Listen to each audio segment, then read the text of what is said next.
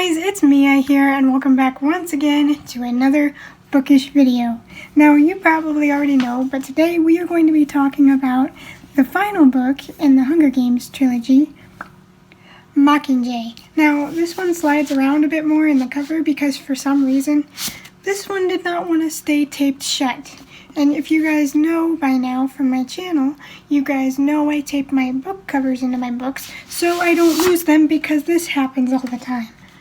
So, before I get into anything, I'm going to warn you that this is the third and final book in the Hunger Games trilogy. So if you have not read the first two or seen the first two movies and you do not want to be spoiled, then watch those, read those, watch my other two reviews and the movie reviews, and then come back to this. But welcome to Hunger Games Mockingjay review, and I'm just going to leave the cover off the book because it wanted to come off. That is why we tape them in on this channel. So, Mockingjay starts off almost right after catching fire, where Katniss is going back to District 12 to see the damage done by the Capitol, having stayed at District 13 to recover.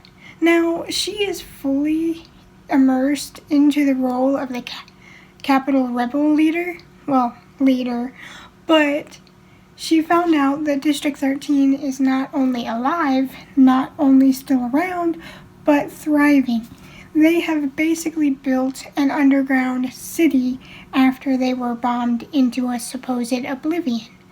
So, on her title of Mockingjay, which she finally accepts after the bombing of her home and many innocent lives were lost, she is told that she's going to have to make these videos and all of this to be able to recover and to get more of the people on their side.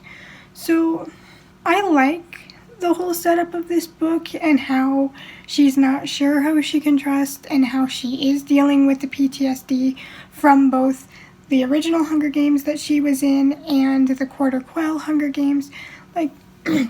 She had to kill innocent people. She had to be yet again forced into this situation because they wanted her dead. So, that would stick with anyone. So, it's nice that the author, Suzanne Collins, shows that these games have lasting effects on the characters. The effects of the games do not just go away. They will always have a play on the character's psyche. And you can very much see that through Katniss.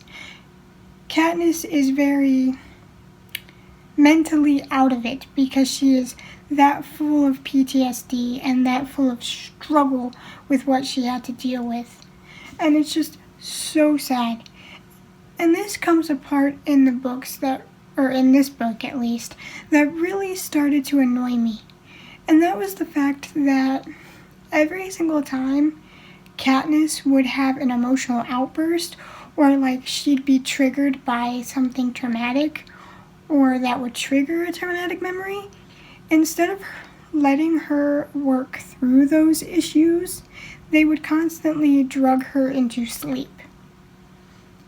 Keep in mind, Katniss is not an adult. She is 17. She had to go through the Hunger Games the first time and then the Quarter Quell. She was 16 at the time of the first Hunger Games, and she's 17 in the next two, in Catching Fire and in Mockingjay. So you are drugging a 17-year-old into sleep because they are having PTSD issues because of what they've been through. Rightfully so. That would be too much for anyone to handle, no matter what age, but especially a teenager to a kid like Katniss is. And it's like, give your character time to deal with their issues. Let her deal with it. Let her cry it out. Let her be pissed. Let her scream and throw things and just do whatever she needs to do in order to get that out of her system, at least somewhat. Like, it started to make me so angry that every time Katniss would get emotional, they'd be like, oh, here's a needle. Like, you're asleep now. But on top of that, there's once again this feeling that Katniss doesn't know who she can trust. She is told that she is going to be safe in 13, but she is constantly finding things that says otherwise. Like, I don't want to say too much because I don't want to spoil anything, but she keeps finding people that she cared about and wanted to protect hurt and everything else, and then she is told that they let the Capitol capture Peeta. So Peeta is being used as a weapon against Katniss in order to hurt her, because he is the last thing left that Katniss cares about that President Snow has his hands on. Her mother is safe in 13, her sister is safe in 13, and so is Gale. They already wiped out District 12, so... And there's this whole dynamic of, because Katniss is the Mockingjay, they not only make her the face of the rebellion because she started it in the first place, even accidentally, so they keep up with this whole Katniss is the leader, Katniss is our face of the rebellion, she started this, we're gonna roll with it.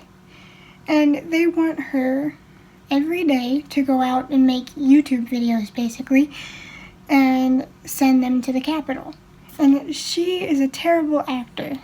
So they're like, why don't we put her in real situations? Send her out into the real world. Let her see the damage that the Capitol has done, and we can get on with it that way.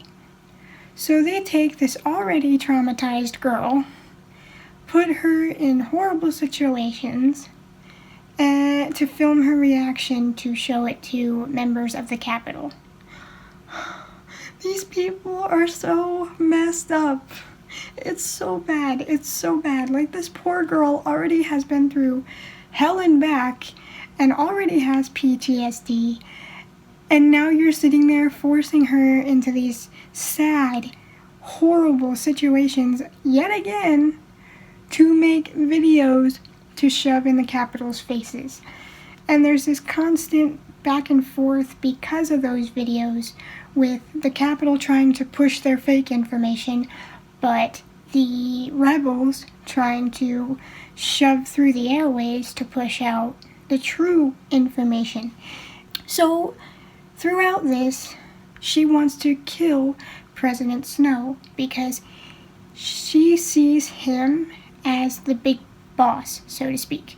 So she makes a demand using her status as the Mockingjay to say, I don't care what you do, but I want to be the one to kill him.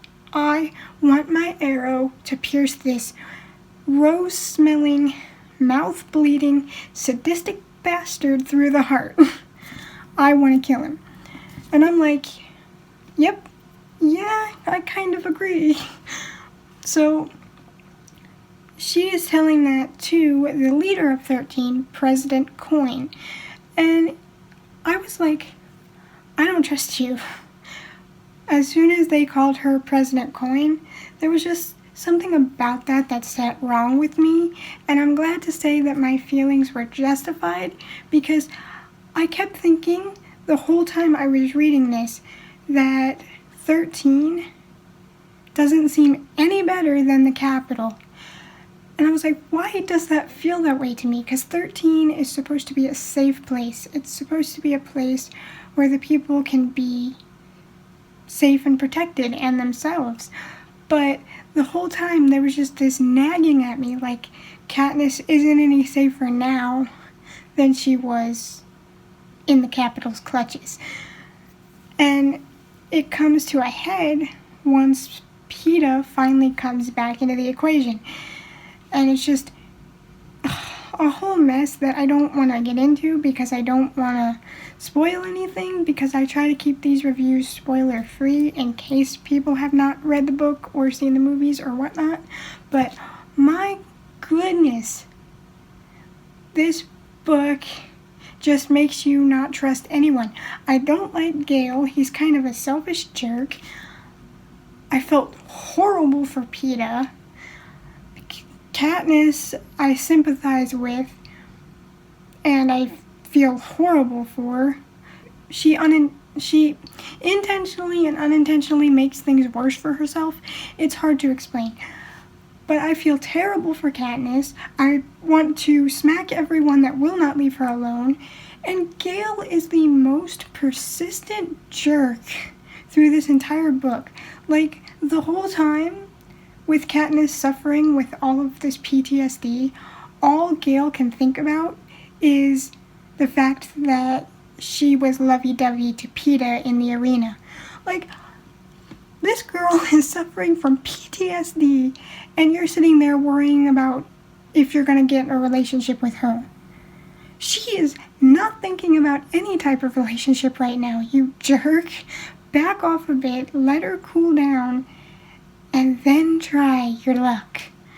Like, let her have time to heal, which was another thing that got on my nerves. Everybody thought that a needle to the arm was better than actually letting her talk about it and everything else, and that just got really frustrating. Like, so frustrating. This girl is 17, and she survived more than most people would in 100 years.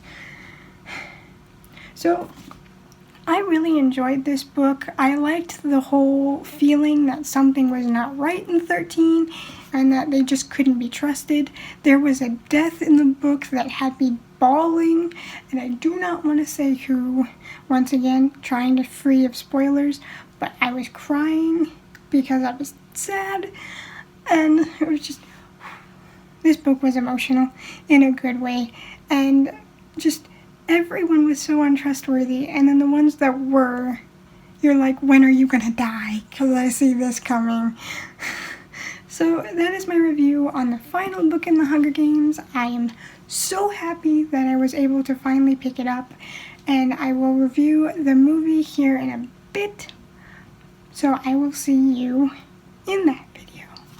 What books are you reading now? I think I am going to go into The Golden Compass next. And I haven't started it, but it's in there and ready. So that book has been calling my name for a while, but I postponed it because I was supposed to buddy read it, but then the buddy read fell through, so I'm just going to go ahead and read it. So, alright, what are you reading right now? Are you liking it or disliking it so far? I try to keep reviews spoiler-free for you guys, and if not, I give spoiler warnings, so please don't spoil books for me or anybody else in the comments. Hope to see you next time. I'll shut up now. Okay, bye.